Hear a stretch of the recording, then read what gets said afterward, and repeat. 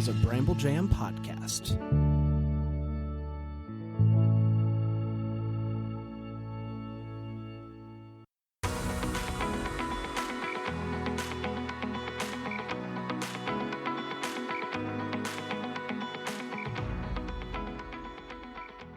Welcome to Girls Gone Hallmark, a Hallmark review podcast. I'm Megan, and I'm a longtime Hallmark fan. I'm Wendy. I'm a former Hallmark hater. Today we are discussing The Way Home, Season 3, Episode 2, The Way We Were. If you missed it on Hallmark Channel, you can catch up on Hallmark Plus, where it is streaming next day. It's on Peacock, too.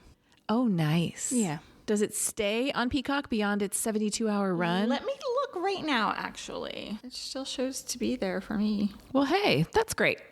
Follow us on Instagram when the podcast is over. Keep up with everything going on over there. We are Girls Gone Hallmark. Yeah, jump into our Facebook group. Megan's looking at me. I'm a little out of sorts, I think. And it's hard to jump back in after a winter's break. Come join our Facebook group. There's lots of people talking about The Way Home over there. So if you're looking for a community of people just to throw your theories at or ideas or questions, that's a great place to start. Yeah, yesterday we published a listener mailbag episode in response to episode 1, and we had a comment that came in after we recorded it, and I wanted to share that feedback about The Way Home from Wayne. He says, I've been a fan of Hallmark Christmas movies for the last 2 to 3 years, and I was ready to put away Hallmark for the year once the last new Christmas movie came and went, but then we discovered The Way Home. As a fan of Quantum Leap growing up, which BTW, love that show. I can't remember the details of it, but I remember it being on. Yes, my husband and I binged the DVDs back when Netflix was something that you could get actual physical DVDs in the mail from. And a fan of Lost, this show lands in the sweet spot between them both. I'm a sucker for time travel and mystery, and this is nailing it. We binged it, and now we are stuck waiting and watching week to week, but season 3 looks to be the best so far. Being a fan of Quantum Leap and Lost, he says, and both of their storytelling tropes makes me think every character on the show has a mission or a wrong they must make right, and bit by bit, we'll see how the pond helps each character finally get their happy ending. By the way, Lost also had a bunch of references to Alice in Wonderland. Thank you for that message, Wayne. I will tell you that this show bends my brain in the best way. It does.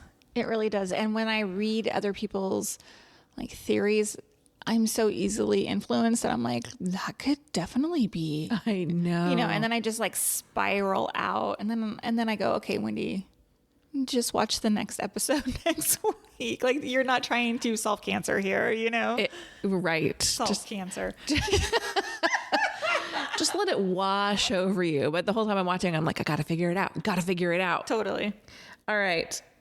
Let's talk a little bit of news and notes for this episode. We have some new characters in this episode to run down. Let's start with young Evelyn, Devin Chichetto. She has 9 acting credits. Ooh. Yes. She did appear in an episode of Ginny and Georgia, and she also appeared in 10 episodes of a series called The Parker Andersons / Amelia Parker.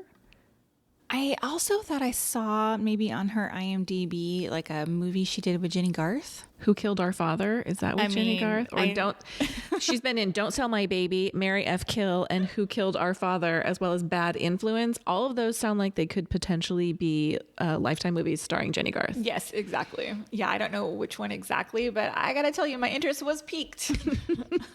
Next up, newcomer Jordan Dow. He plays young Colton. He has just 24 acting credits. Nothing that I'm familiar with at all. And all I have to say is welcome and congratulations to casting whoever. I mean, wow. Looks just like a young Colton. Yeah, it was excellent casting. We have Eli Hamm as Jasper Coyle. Eli has 33 acting credits. He's actually done a ton of video game voice work. Nothing on Hallmark previously, although he's appeared in series like Reign and Hannibal and the Murdoch Mysteries, which I always feel like is like Hallmark adjacent. Yeah, speaking of Julia Thomasone, she plays young Dell. She also 16 acting credits. has appeared in one episode of the Murdoch Mysteries. Philip Riccio plays Louis Goodwin. He has 32 acting credits. He was also in Murdoch Mysteries. But what caught my eye is he played Jared Kushner in the TV miniseries The Comey Rule. Interesting. This is not his first appearance on Hallmark. He did appear in an episode of The Good Witch as well. This episode was written by Alexandra Clark and directed by Grant Harvey, who returns. He did many last year. Also, a few episodes of Mistletoe Murders you mentioned earlier today. Right. All right. I wanted to say that my watching of this episode started with clips from previously on, because what I think this show does well is it doesn't just recap the previous episode, but it'll draw in some relevant clips. And I noticed that we got some hints in the previously on, because we see Evelyn Goodwin, who we didn't see in the last episode. And we also see Elliot's dad, who I believe we referred to as Vic the Dick last season. He doesn't disappoint. He doesn't disappoint either. I'm so glad that they did kind of like that top of episode recap where we're at, because I had completely forgotten about those scenes with Evelyn and Del. Yes. I couldn't even tell you what season those came from. They're from last season. We didn't meet. Are you sure? We didn't meet Evelyn in season 1. I don't remember. I think Evelyn, I'm stating this as if I believe it to be true. I believe Evelyn was a season 2 addition. I don't recall. I feel like I need to binge season 1 and 2 again. I know, me too. I thought it too. Okay. So we have quite a bit going on in this episode. First of all, we get a ton of messaging that suggests Colton knew about time travel. We get a very huge clue, which is Colton teaching Jacob how to make invisible ink. And the comment, that's all a spy needs, because Jacob was like super into being a spy guy. Yeah, that spy life, which of course leads us to believe that the hidden message in the back of the book was Colton. There's some like shouting messaging at you here with Colton saying like, the point is to never forget that messages can be anywhere. You just need to look hard enough for him. All in flashback, of course. All in flashback. And a point you made in our episode, our mailbag episode, like when did they film this? Because young Jacob appears not to have aged. Right. So how much of this did they have plotted out? Like I hadn't thought about that watching that. And you said that and I'm like, oh my goodness. Yeah. Did they film these little bits and pits?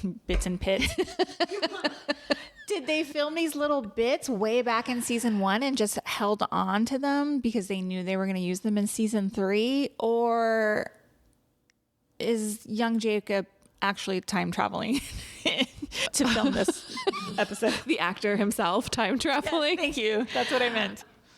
There is another flashback that we see, and it's Colton talking to young Jacob about Elijah Landry. They're at his grave. Correct. And young Jacob says, how do you know that about Elijah?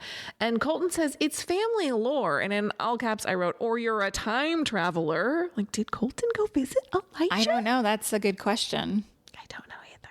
I don't know. Yeah, because he was giving details like, oh, he lived a tough life. Like, I'm sorry, but in 1990, you wouldn't know how your ancestor in the 1800s lived. Except that life was in general harder. Exactly. Yeah.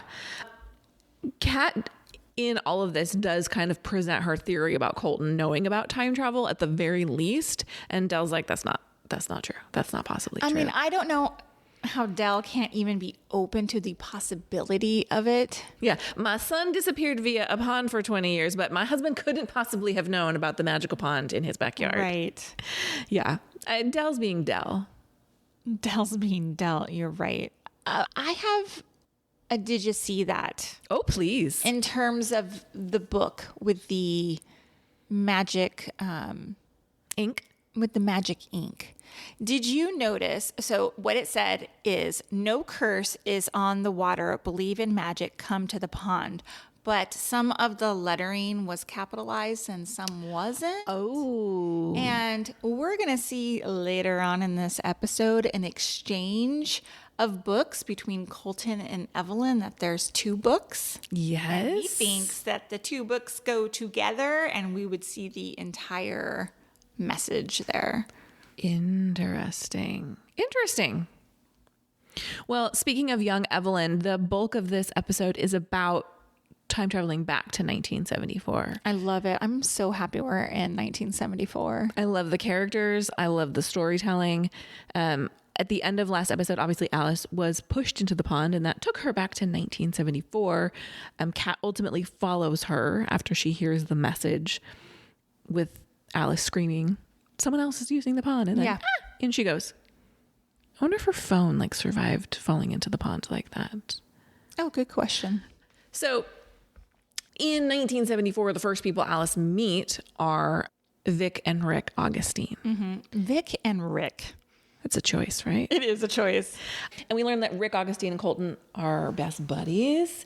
And it is wild to me how these people in every instance just accept this person showing up out of nowhere, and they just adopt, bring her right on in. They're like, sure, you can tune my guitar. Come with me to Coils. I don't think it's that odd. One, because I think Port Haven is kind of like that.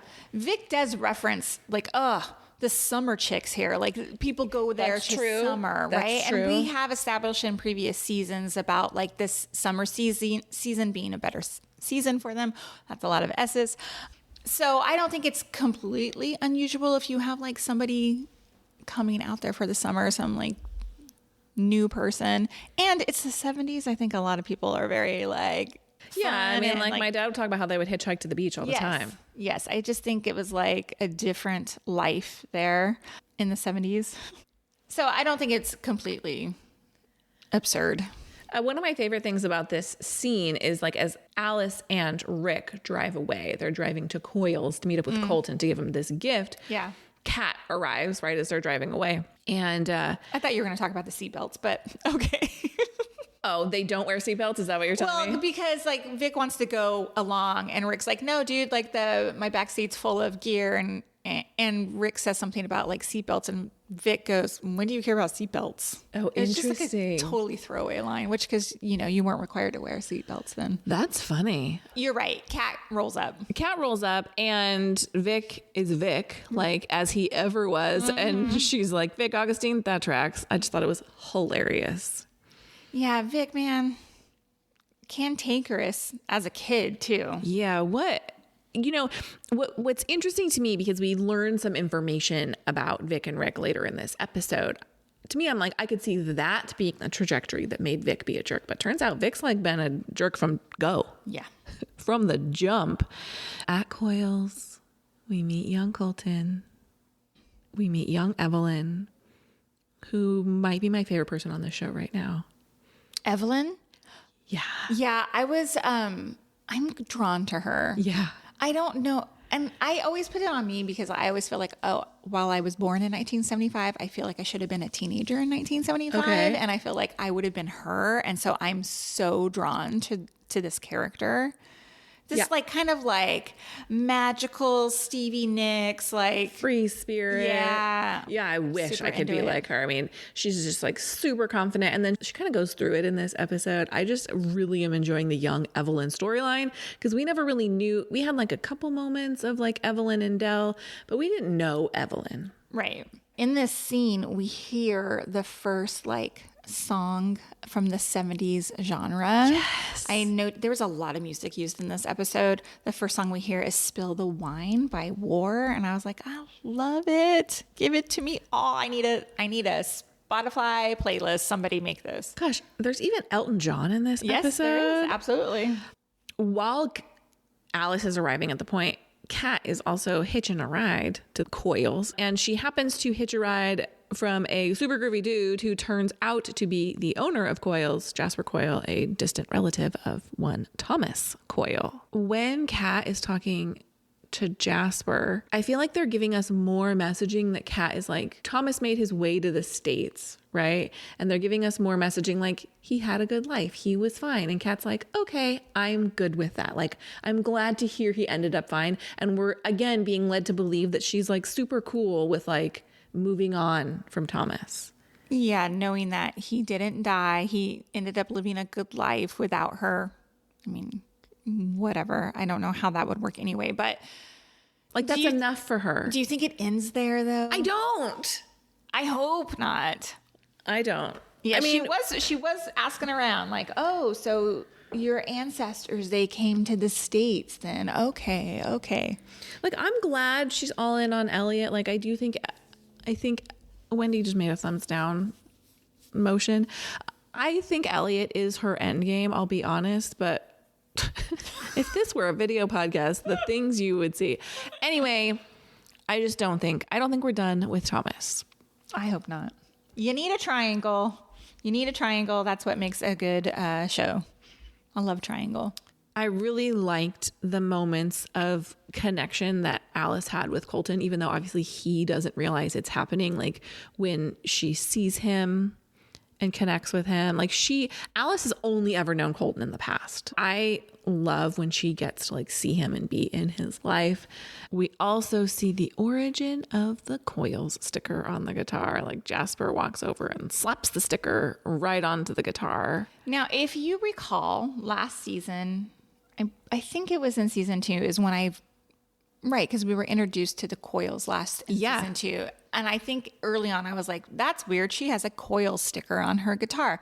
And like, I remember reading on Reddit and in the theories, people were like, oh, that's like nothing. It's like, no, there's no connection there. There's no connection there. But like, hello, there is a connection there. And then in our mailbag episode, we talked about how one of the set designers' last name is Coil. So like, I'm sure maybe it came up like organically and the sticker was made and then the story was created around it, or they named the character after the set designer. Right. And then it happened that way. Who knows? But I love to close the loop on where the sticker came from. 100%. Yes, especially because you've been clocking it from the very beginning.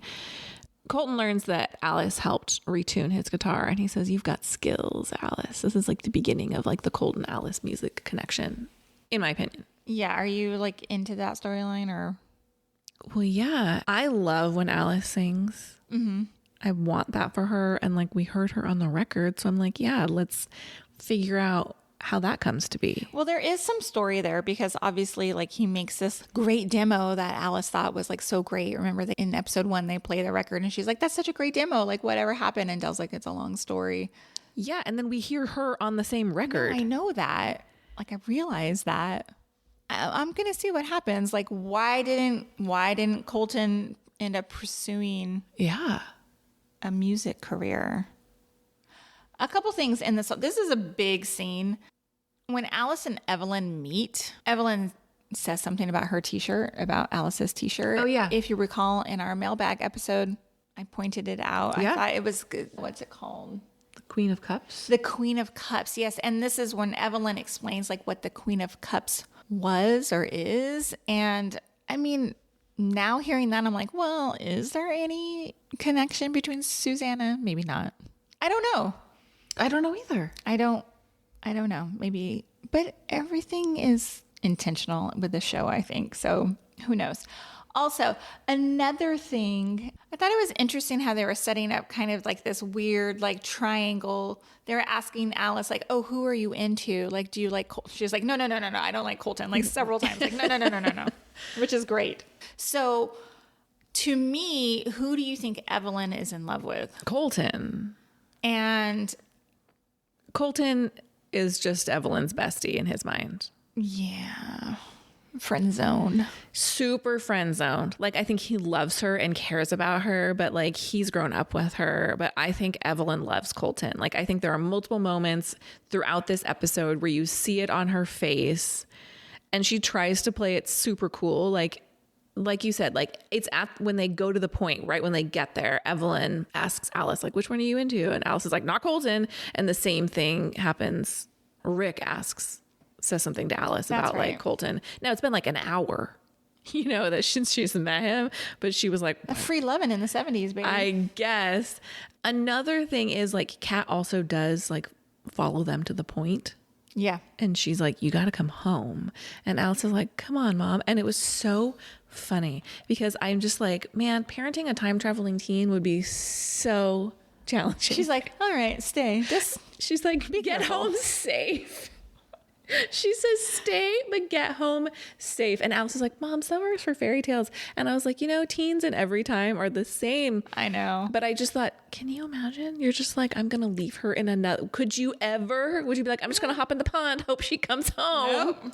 Can't life 360 that one. No, because like Kat goes home and then what? What if she jumps back in the pond and she can't get back to 1974? What if that's not where the pond takes her? Well, and she has learned from Jacob's experience, like she had to go get Jacob. Well, wait a minute. She didn't technically bring Jacob back. The pond brought Jacob back to present day, right? Yeah. So it's not like Kat could go back and get Alice if Alice got stuck in 74. So It's like a she mess. just pieces This out is a like, mess. okay, I hope you make it home. Yeah. The logistics here. Anyway. Here's where the books come into play that you mentioned. So Colton tries to give Evelyn the 2 Alice in Wonderland books. Right. And Evelyn's like, you keep one. We'll each have one. Like, it'll be our connection. But she also tries to get him to come to Morocco with her. And unfortunately, this is the moment when Colton sees Dell for the first time. And Dell and Evelyn have beef. Yeah. So this was really interesting to me. Dell is Evelyn's family's summer guest, right? Yeah, because their dads do business together. Right. And she says she was supposed to arrive tomorrow, right? Which I just thought was an interesting line. Like, okay, that's interesting. If she was supposed to arrive tomorrow, but then arrives today. And then she goes on to she tells Alice, like, Dell she calls her an ice cold fun killer. It's my favorite line. And that their families do a lot of stuff together for years, but that this year she came alone. Dell came alone. What is that about? She comes a day early and comes alone. Yeah. And why does she come down there? She clearly does not want to be there. Like, she comes down to the point and she does not like these people. It's not her jam. It is not her jam. I mean, Vic was always Vic. Dell was always Dell. Yeah, definitely. Colton like immediately is into Dell, and Rick's like encouraging him to make a move, which Dell is not like super receptive to.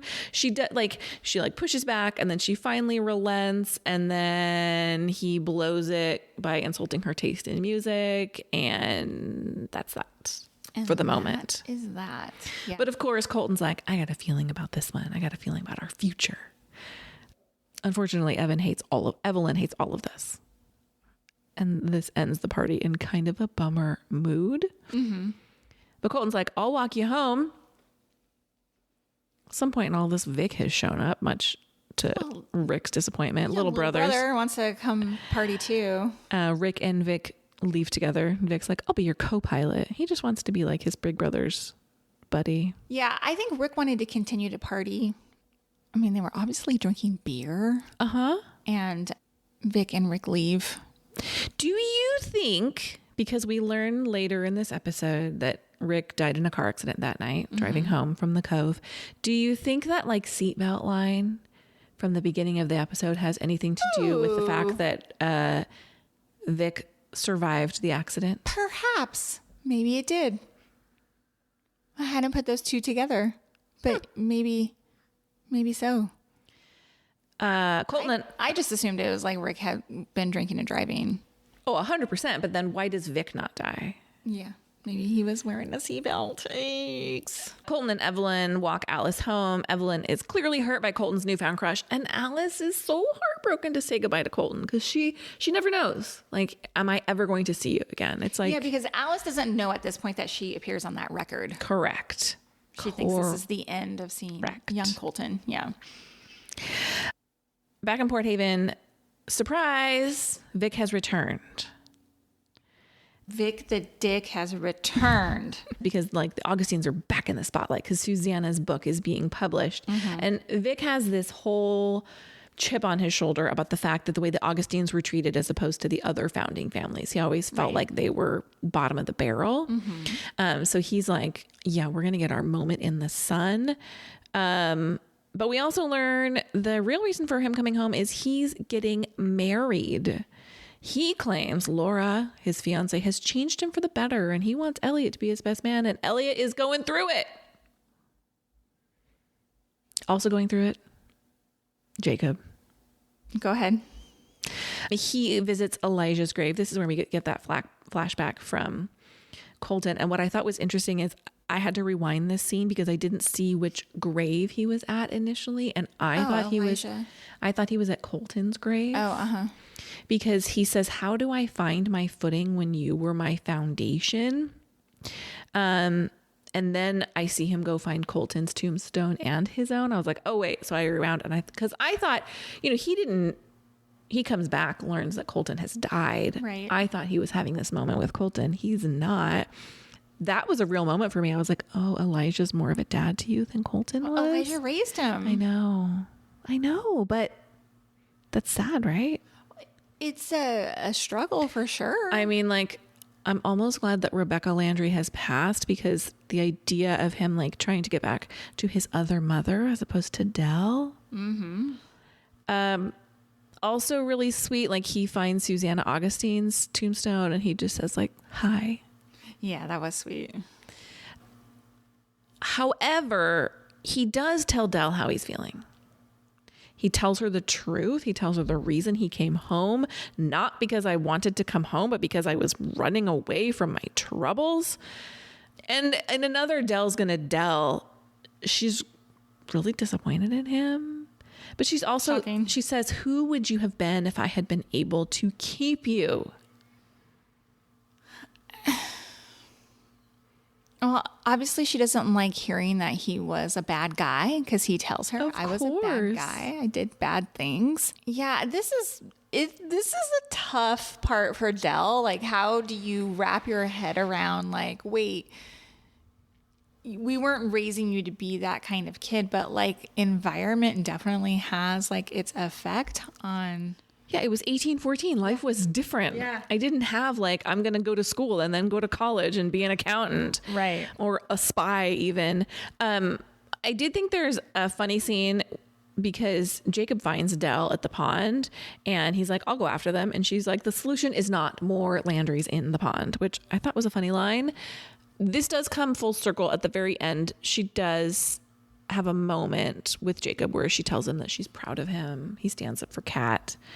I feel for Dell, right? Because Jacob's gone all this time. And if that's your kid, you'd want to know if they weren't with you, that they were being taken care of. And so like on the one hand, you're like, I'm glad that he had the other Landrys to take care of him. On the other hand, like, I don't want him to love the other Landrys more than he loves me. Yeah, but he spent more time there. Yeah, way more of his life. Yeah. I mean, it's shocking that he remembers anything about his life pre 8 years old. I know, like, I kind of find it hard to believe, like, when he, in the first episode, when he sees Alice, and he's like, what are you doing here? Like, you remember that? Yes. You remember Alice from when you were 8? And Dell doesn't. Yeah. Yeah. We do have Susanna's / Kat's book party. Her book is being published and they have a party at the Point. And this is the return of Louis Goodwin. Return Well, we never had him. Like, he to Port Haven. returned to Port Haven. Yeah, okay. Yes. Kat at the party, she gives this beautiful tribute to Susanna and talks about like the questions that Susanna's story raises, what they believed about their town and about their founders. But there is a lot of people are happy about this, but Louis Goodwin, who has returned for this moment, is not happy about it. Obviously, he's a descendant of Cyrus Goodwin and doesn't want to believe or doesn't want made public these stories about his ancestor. Well, it dulls the shine of his family, right? Yeah, they were the top dogs. Right. And now maybe not so much. Right. So he's not pleased with the release of this book. Yeah, he's kind of ugly about it. And Jacob comes to Kat's defense. This was a pivotal moment, I thought. Yeah. I was like, oh, no, you idiot. You just blew your cover, but Yeah, it's saved. I hear you. It's a weird thing that he says when he talks about Elijah. Like, as if he knew him in real time. But it's such a huge leap for anybody who doesn't know the story to be like, maybe Jacob time traveled and actually lived with Elijah Landry. There's no context there. Yes, exactly. And then Sam kind of ultimately comes in and smooths the moment over for them. Which I like, because Sam is really wanting to like be a part of their lives and be public in their lives. And I thought, oh, this was nice that I still think my hair on my neck is raised with Sam.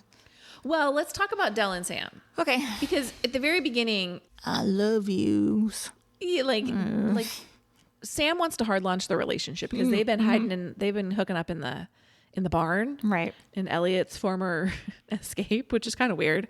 And he does drop the "I love you," and Del's like not ready to reciprocate. Yeah. But this moment where Sam kind of like helps her out goes a long way, and she is like, "I'm so sorry I didn't say it back to you," and he was like, "Oh, what a shame. I'm leaving." Dumb. She goes, "What?" And he's like, "Well, I'm just going to visit my family." But when he says I'm leaving, I'm like, oh, there's something about that moment where we're like, what's going on with Sam? And then he's like, I'm just going to visit my grandkids. But I felt like there was something more there. I felt like we were led to believe something in a split second. Then there was something about Sam that we didn't know. They smoothed it over with the grandkids visit. But I still think there's something like you're saying. Something is not right. Speaking of moving forward, Elliot does ask Kat to move in with him, and she says yes, which is great because she and Alice are sharing a bed right now. I think she says yes to move into Elliot's place simply because rooms are tight at the Landrys. Yeah. Well, not because she wants to move in with him. Well, I mean, I think we're to believe that she's like all in on this relationship. I'm not. Buy it. I'm not all in on Wendy's this not all. relationship. Wendy is not moving in with Elliot. No, and I know listener Paula is probably throwing stuff. Sorry, we like the bad boys. It's not that. It isn't that. Alice is really happy for them, and she's like, I'm done with 1974. And Kat's like, no, you're not, babe. No, you're not. Yeah. Listen to your record. Here you are. You're gonna go back.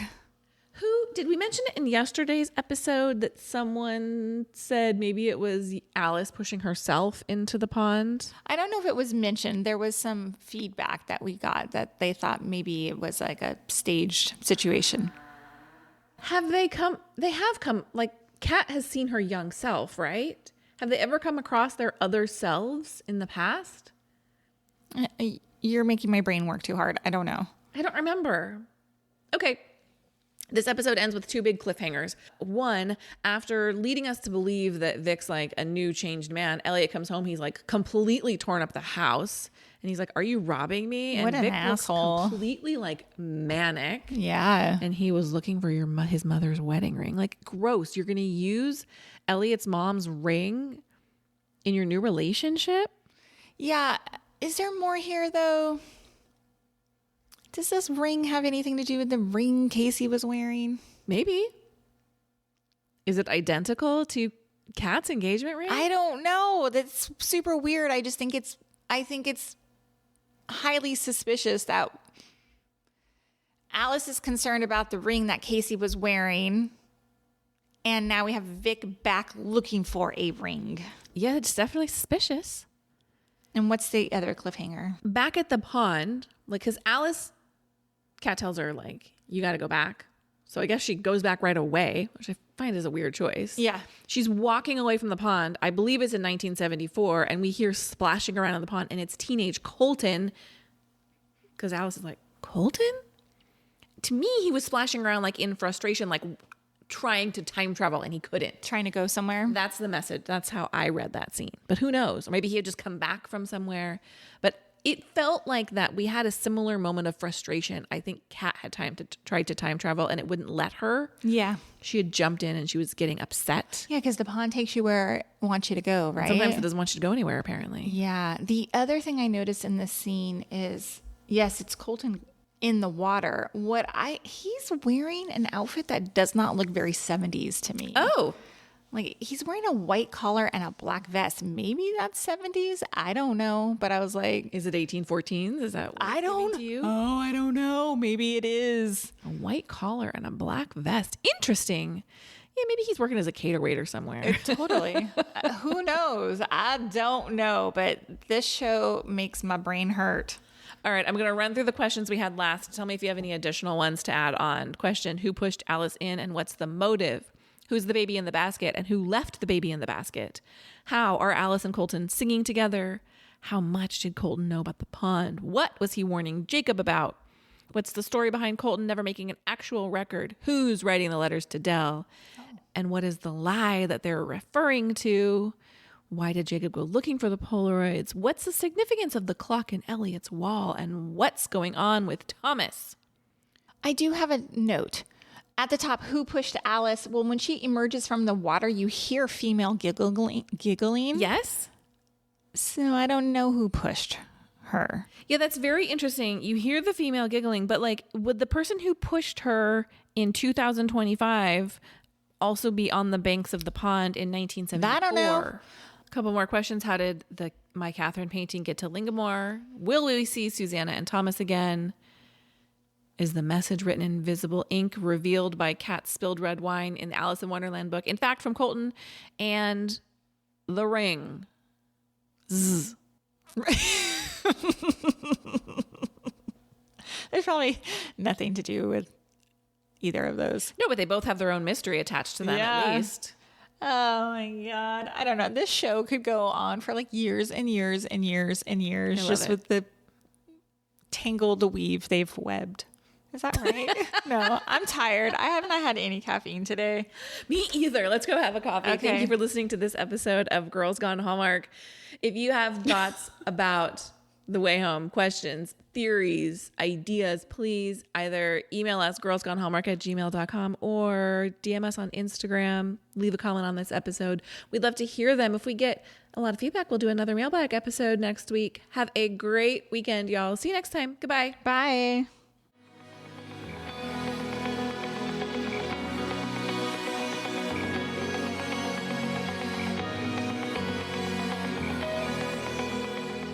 All right, friends, before we go, just a quick heads up.